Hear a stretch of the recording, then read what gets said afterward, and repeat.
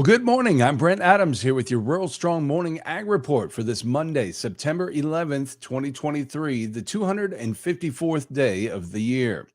Leading off the headlines this morning, the latest ag trade numbers show a continued turndown in U.S. agricultural exports. More from USDA Radio's Gary Crawford. It's been a worrisome trend this year of falling U.S. ag exports and rising imports. We are expecting these trends to continue for at least the near term. Which means at least through most of next year, according to USDA economist Bart Kenner. He says for the first 10 months of this fiscal year, exports are down 8% from a year ago. And as to the reasons for that, we have to round up the usual suspects. First, the strong dollar making U.S. products more expensive to buy than products from competing countries. Also on that score, two more suspects. Less production in the U.S. and bumper crops elsewhere. Earlier this year, USDA was forecasting exports in fiscal 23 at $181 billion. Just recently, though, lowered that by 2% to $177.5, 9% below last year. But considering last year was a huge record high, Kenner says $177.5 is still pretty strong. Pretty strong. Gary Crawford for the U.S. Department of Agriculture. Marketing, research, and education are some of the ways recipients of USDA specialty crop block grants use their awards to advance their industry.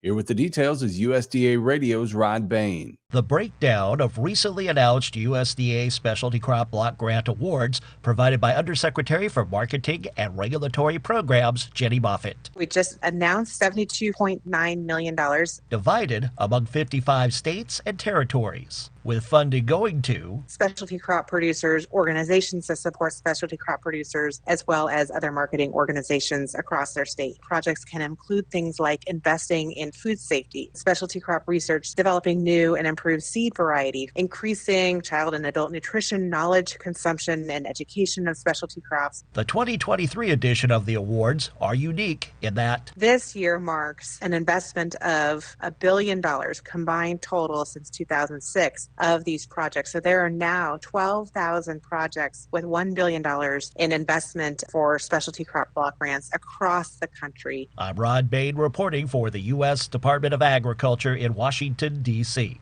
Well, turning an eye north of the border, a recent report analyzing the immediate future of the Canadian farm operations is ringing some alarm bells. The report, co-authored by the Aero Agri-Food Industry of the University of Guelph in conjunction with the Royal Bank of Canada, says that more than 40% of farm owner operators will retire over the next decade. The report states Canada will be short about 24,000 general farm, nursery, and greenhouse operators by 2033. The same report brings to light the estimate that about two-thirds of all existing farm owner operators do not have a real succession plan in place. Dr. Evan Fraser is a professor at the University of Guelph and the director of the Aero Institute. Fraser says the Canadian agriculture industry is facing a crisis that requires an urgent response. Farmers in this country, they're getting older, and a lot of farms don't have what are called succession plans. They don't have real plans to pass the farm on to the next generation. And the high cost of land means that it's really hard for a young person to get into farming. This is a gap we're going to have to address with some urgency. In Manitoba, husband and wife Lauren and Chris Hamblin farm a 4,000-acre cash crop operation south of Winnipeg. While they're currently writing a farm succession plan, the Hamblins wish they had started working on their plan earlier. All the baby boomers like us, we're retiring, and so we better have something in place. Farmers need to start looking at that in their 30s and 40s, not waiting until they're 60, 70 and trying to figure out how they're going to succeed the farm onto other farmers. A century ago, if you were on the farm, you stayed on the farm, and that was your only option. Now, the world is open. Chris Hamblin brings up a good point. The 1990s saw a real downward trend in young people remaining on the farm or coming back to the farm after college.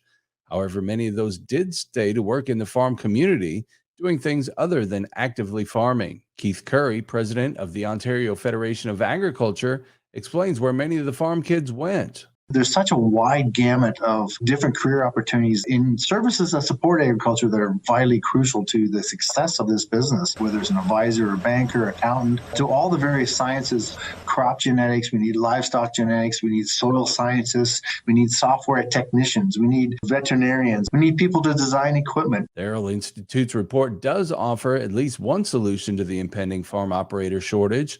The report states that over the next decade, Canada will need to accept about 30,000 qualified and permanent immigrants to take over the existing farms or greenhouses or are willing to establish their own.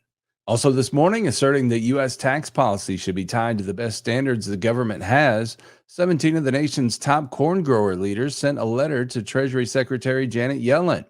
It encourages her to adopt an emissions model developed by the Energy Department as her agency works with the IRS to determine which biofuels lower greenhouse gas emissions enough to qualify for sustainable aviation fuel tax credits under the Inflation Reduction Act. The letter comes as corn ethanol has been used for years in cars and trucks while saving consumers money on fuel.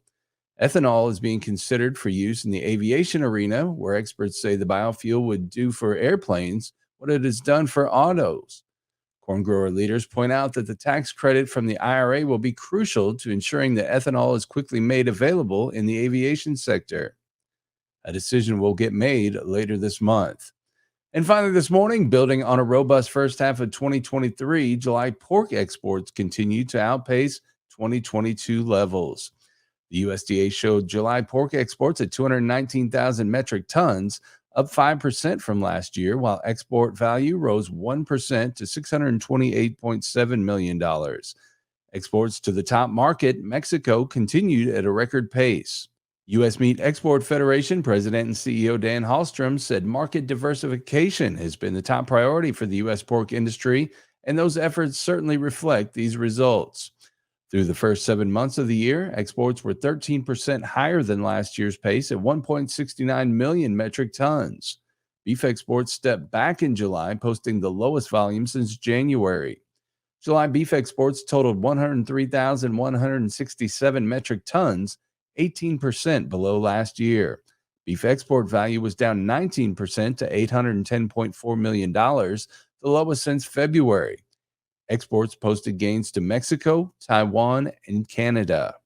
Well, you can keep up with the latest from the world of agriculture each week by subscribing to the Tractors and Troubadours podcast from Rural Strong Media. Each week, I bring you agriculture industry newsmakers, hot-button industry issues, educational features, and the best in traditional country music. You can find the Tractors and Troubadours podcast at ruralstrongmedia.com or wherever you get your podcasts. We also invite you to join us daily on Rural Strong Radio, our 24/7 streaming radio station found at ruralstrongmedia.com or on the Live 365 streaming radio app for your mobile device.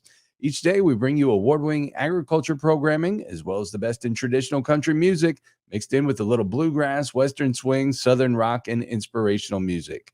Again, the place to find it all is ruralstrongmedia.com or on the Live 365 streaming radio app.